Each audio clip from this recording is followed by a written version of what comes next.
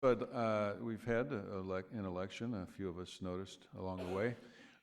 Carrie Virgil is here, our registrar of voters. I've asked her to step forward, give us an update, and talk a little bit about the process. And Carrie, before you start, let me just say that there's been some criticism of the process. People who don't really understand the challenges you're faced with, particularly the states making us put millions of dollars of perfectly good equipment on the shelf and go back to a paper-driven system, and then not approving for yet a replacement electronic system to even consider purchasing. It's put us in a difficult position. Given those hurdles, you have done a great job of communicating the concerns and status, but let me just turn it over to you at that point to give us an update of what's going on in the finalization of that. Well, thank you. Good morning, Board of Supervisors. I am Carrie Virgil, Registrar of Voters, and I am happy to be here this morning to give you an election update. I want to start out by talking about some of the records that we broke in Riverside County for this election. We did end up having record-breaking voter registration with over 943,000 registered voters in our county. That's over 100,000 more voters than were eligible to vote in the last presidential election. Another record that we broke in our county is in the area of voters who are voting by mail. We mailed out over 500,000 ballots to our voters in Riverside County. So our voters are sending out a message that they want to vote by mail. This will be the first time ever for a presidential general election where our voter turnout will be higher in the area of vote by mail than voters that actually went to vote at the polls. So that's another record that we broke. The election is successful, but as Supervisor Benoit mentioned, it did not pass us by without complaints from some that election night ballot counting was too slow. And unfortunately, election night ballot counting has been a challenge since the Secretary of State decertified our electronic voting system for the 2008 election. Despite the complaints about the election night ballot counting, it's important to know that 30 minutes after the polls closed on election night, results from almost 40% of all the votes cast in the election were posted on our website. This is the highest percentage ever released in this county as part of the first results on election night for a presidential election. Polling place ballots were counted the earliest ever since the decertification of our electronic voting system. And I also made sure in the weeks before the election that I got the word out that election night ballot counting would take long, and we expect it to finish around noon on Wednesday, and we actually beat that time by several hours. Now let's talk about the canvass. After the election, it's often unknown that there is a canvass process, and that process is legally required. Elections officials have 28 days to certify election results, and that's the process that the Registrar of Voters is working with right now.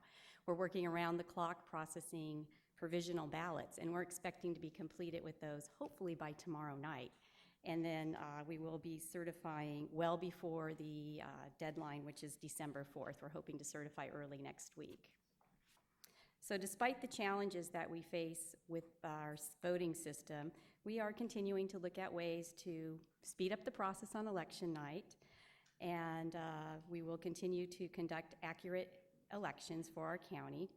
And I must close by thanking all of our civic-minded citizens who served on Election Day as poll workers, all of the county employees that helped us, the sheriff's deputies, and the entire Registrar of Voters team who are still putting in long hours to make this election a success.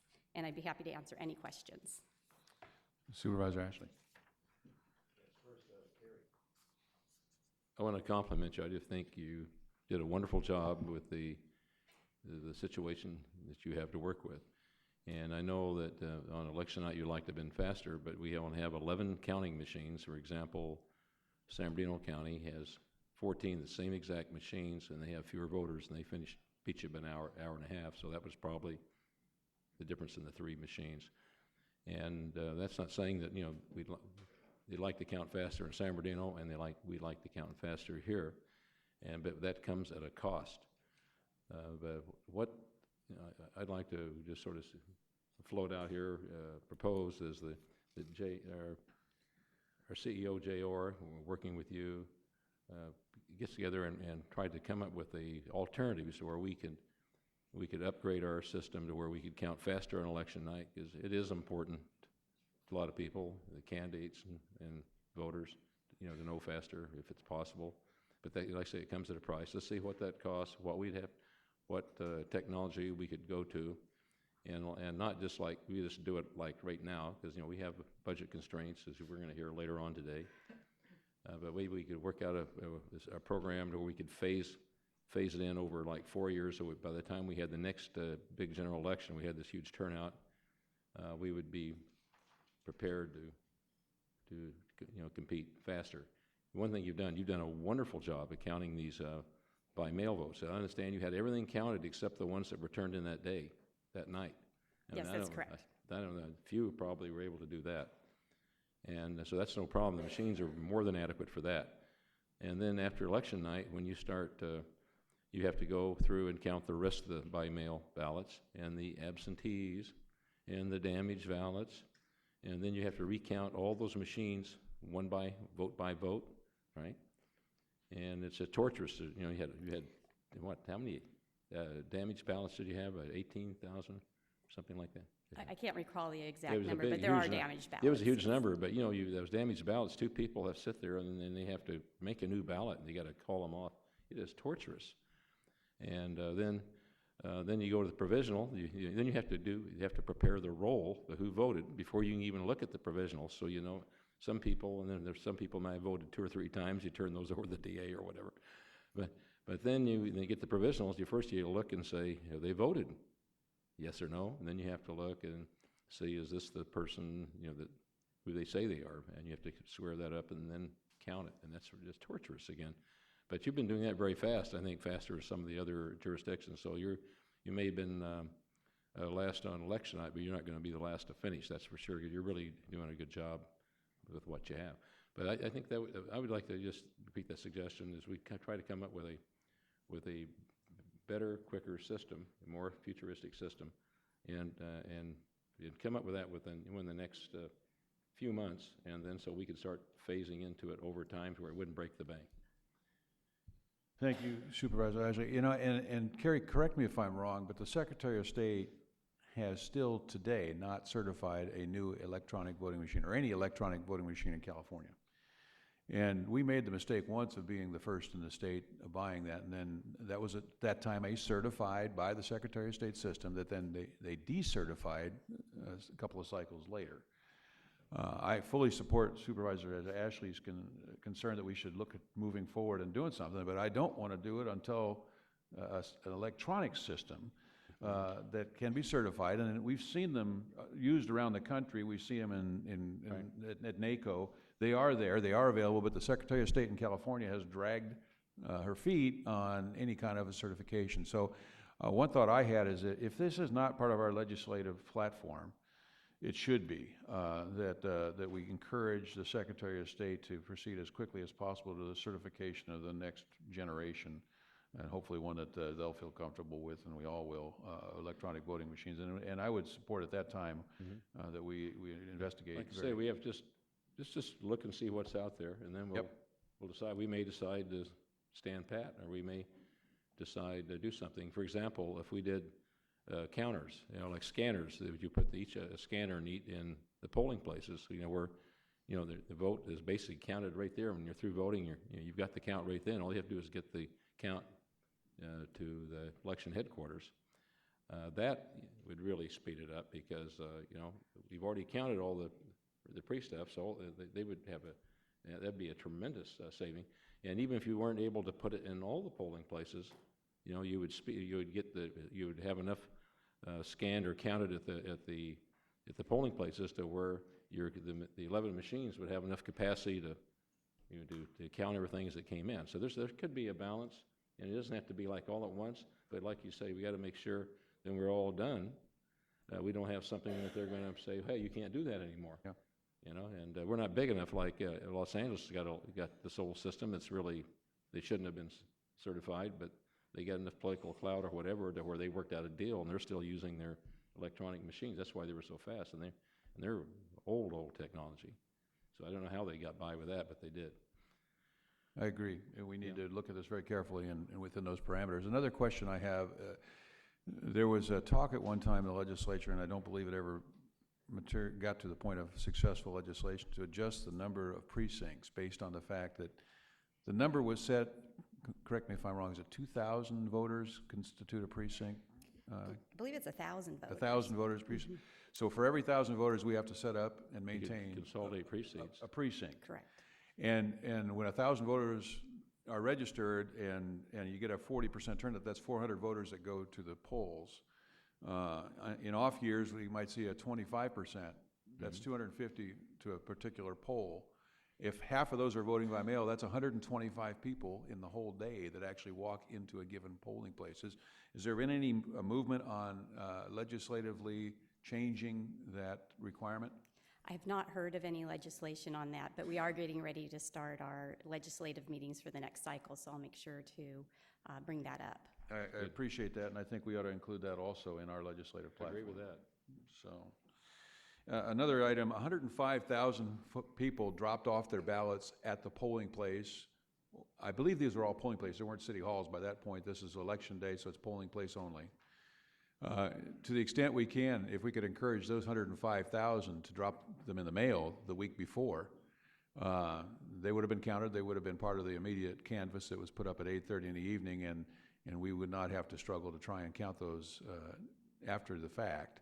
So that's a point of interest, and hopefully encouraging people to do that. You know, again, with almost 40% of the vote up tallied and on the online immediately after 8 o'clock, it told all but those few close races the probable outcome within a matter of minutes, and the rest we're still struggling. We have one race now in the Coachella Valley that I believe is down to 12 votes for the mayor of Cathedral City. And I believe a lot of that hangs on provisional ballots. Could you explain when, I think the number was 60,000 provisional ballots, and as I understand it, that's somebody who walks in a poll, thought they were registered there, they're not on the list, so they're given a vote or a ballot, but it's marked provisional until it can be researched to determine whether they actually were registered.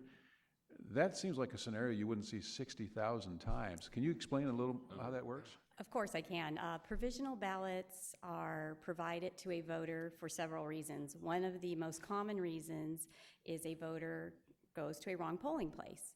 And in that case, their name is not on the roster, and we try to direct the voter to go to the correct polling place. But the law says that a voter is allowed to vote at any polling place as long as it's within the county, but we have to do research on those voters. So that's one category of provisional voters, a voter who goes to a wrong polling place.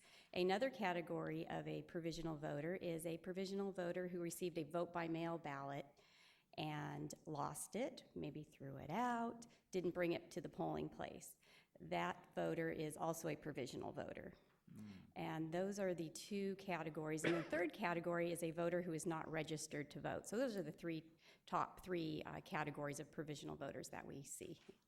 And then you get the ballot completed provisionally at the polling place. Would you explain the processing of that ballot when you get it in the Yes, registrars? the provisional ballots come in a special envelope. I didn't bring one with me, but the voter is required to fill out information on the provisional ballot, which is researched by our staff. As a matter of fact, we've been researching provisional ballots for about 20 hours now every day to try to get through these because it is such a time-consuming process. So the first part of the process is making sure that the voter is registered and that the voter has not already cast a ballot. So that is one part of the research.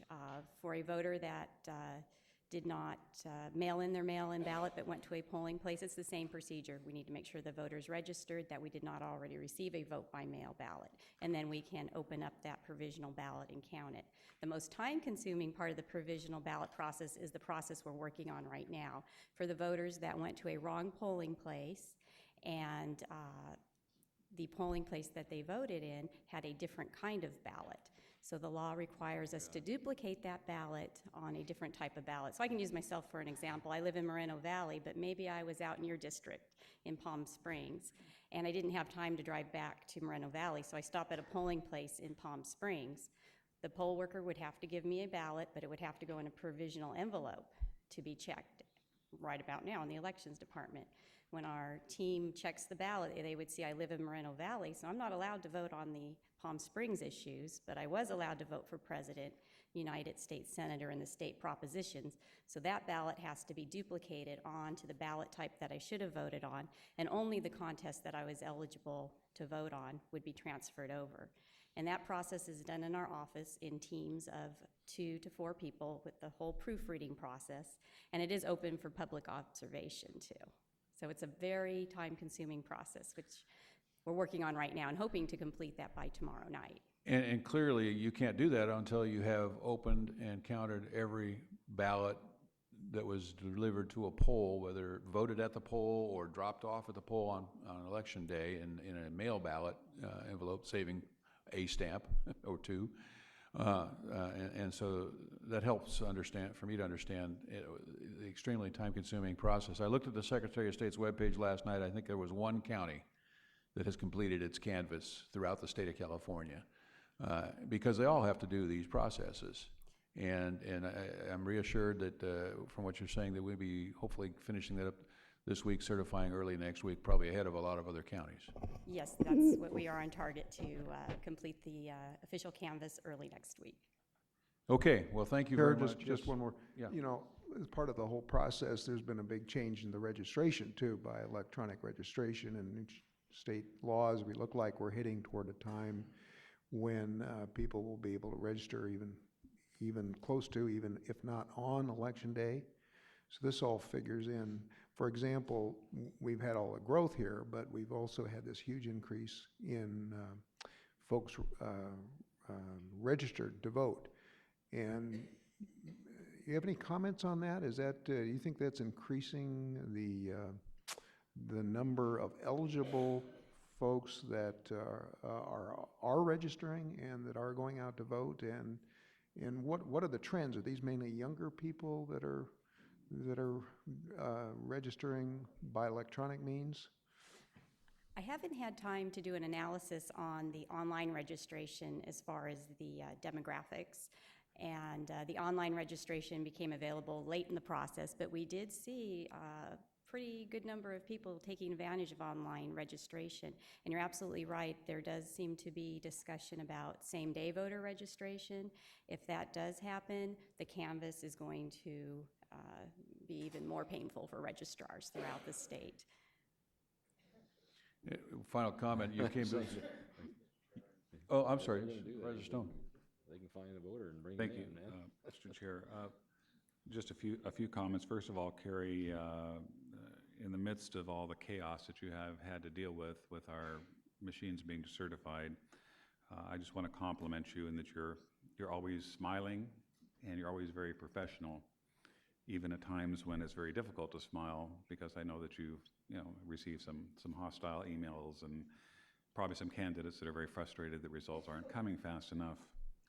But I've got a few comments. Well, the first is that I think the reason why we don't see as many people voting is because we've created this inconvenience, if you will, where people, when they move, they've got to register to vote. They have to file a special form if they want to get a vote by mail. I don't understand why, if you live in a county, you should just register once. You know what I mean? It should be for a lifetime. You should never have to register again. And certainly the online avenue has certainly, I think, allowed us to go to the 943,000 that you suggested, 100,000 more than we've ever seen in a presidential election. And I think, as Supervisor Buster mentions, as we extend that deadline to maybe even election day, that certainly it'll delay the results even more, but you'll certainly get more people voting. And I think what kind of a turnout did we have this year of the registreds? We're not quite done yet, but my analysis shows that we will be approximately 70%, maybe a little bit over. 70%, which is that's incredible.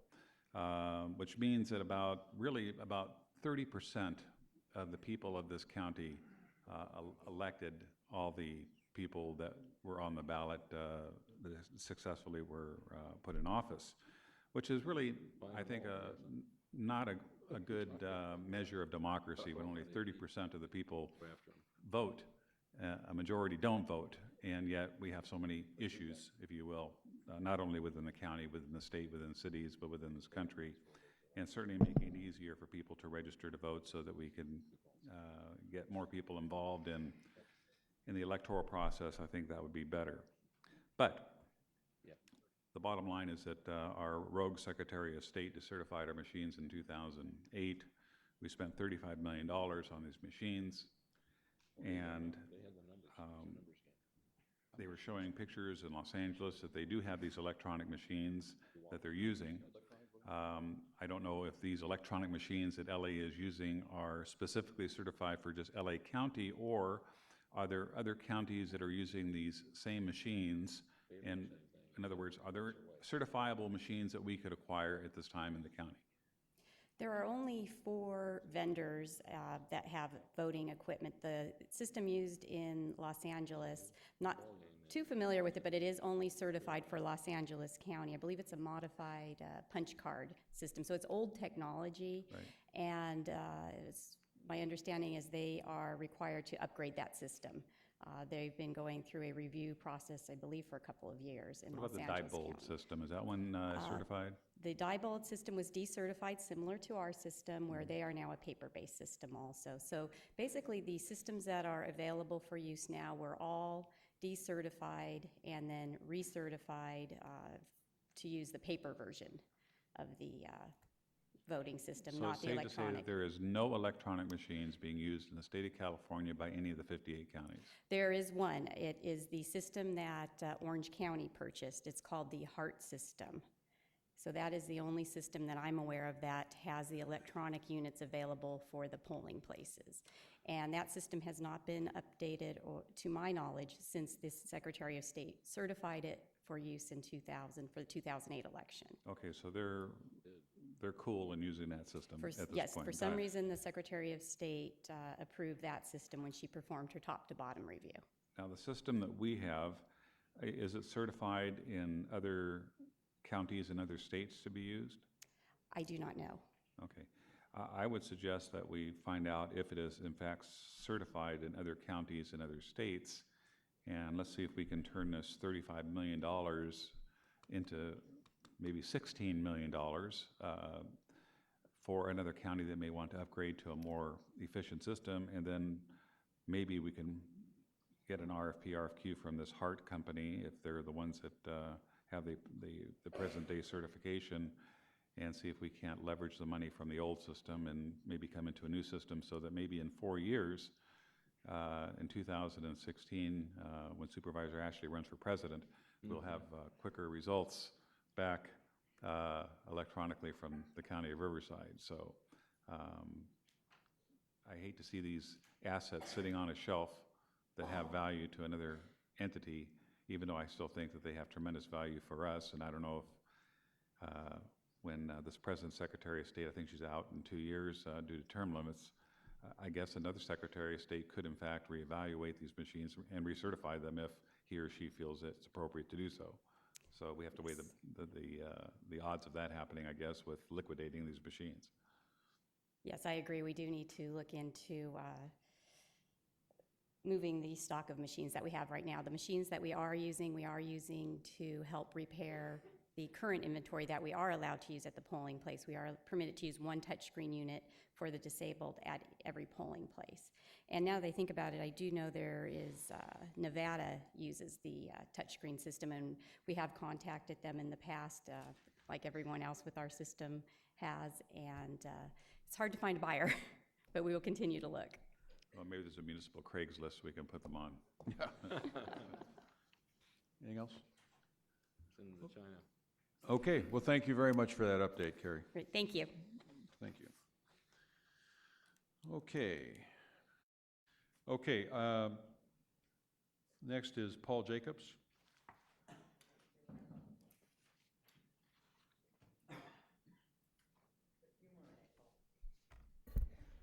Hooray, Pachanga stepped up after this board let us down.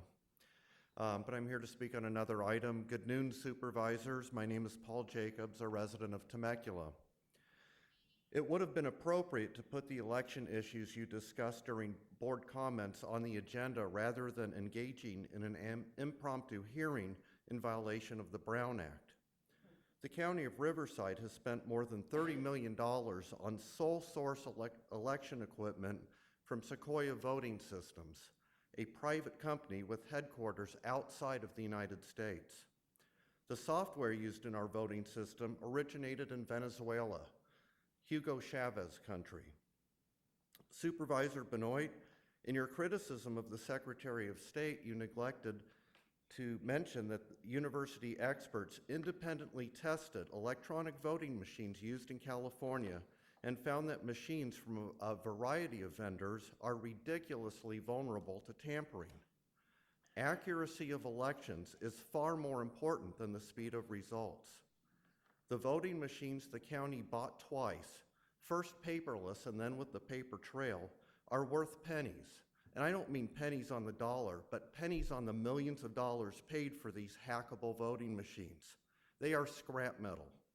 Slot machines in Las Vegas have more checks and balances than voting machines in the United States of America. Ballots are the currency of democracy and nothing to be gambled with. It is incredible that this board suffers amnesia of the many hearings and discussions that have taken place concerning this privatized voting system with proprietary software that election officials are not allowed to examine, even if they were capable of reading computer programming code. Do you remember the Save Our Vote effort spearheaded by Tom Corbett and the dozens of citizens, volunteers that monitored elections in the county? Supervisor Stone, do you recall the 1,000-to-1 bet you made that Hari Hursty could not hack a voting machine, but then the county backed out of that challenge? Have any of you seen the HBO documentary Hacking Democracy? I suggest members of the public and this board search Hacking Democracy on YouTube to see a demonstration of electronic votes being flipped in front of a Florida election official. Please bring this issue back on a future agenda so that the public can participate in an open discussion of obtaining a secure and accurate voting system in Riverside County. Thank you. Thank you, Mr. Jacob.